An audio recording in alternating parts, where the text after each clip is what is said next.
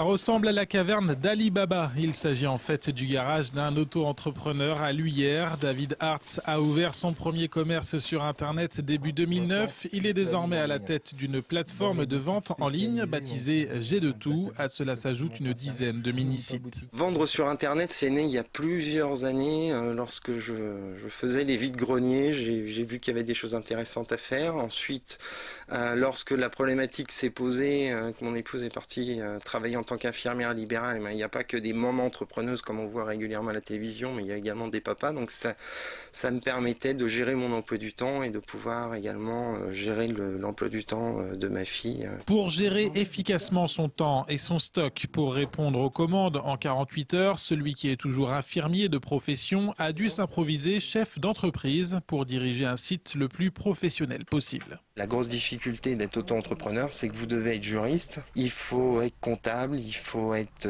informaticien, il faut être référenceur, il faut être designer, Donc on peut pas être tout ça, donc on essaye de pallier, puis petit à petit avec le développement du chiffre d'affaires et avec le développement de l'activité de l'expérience, on arrive à externaliser certaines prestations. David Hartz propose des vêtements ou des jeux sous licence, mais aussi des produits de niche, comme dernièrement des tongs. L'entrepreneur au bois est loin des mastodontes de la vente en ligne, mais il espère se faire une place. Pour s'approvisionner en marchandises, il est passé des semi-grossistes parisiens aux géants du secteur installés en Grande-Bretagne, en Espagne ou en Chine. Il faut savoir utiliser les moteurs de recherche, il faut savoir parler anglais, il faut pas avoir peur de prendre des risques pour se fournir à l'étranger.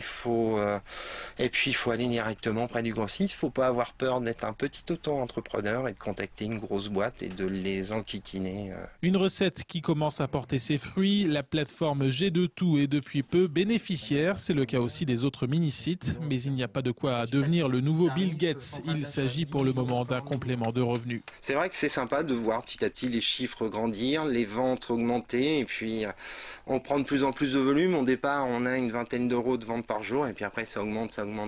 Ça représente des volumes de colis expédiés très importants, qui font d'ailleurs la joie et le bonheur de la petite agence postale de Crenay. Plusieurs centaines de commandes sont ainsi préparées chaque mois. L'entreprise grandit et les ambitions avec. David Hartz prévoit à court terme l'ouverture d'un point de retrait de marchandises dans l'agglomération troyenne.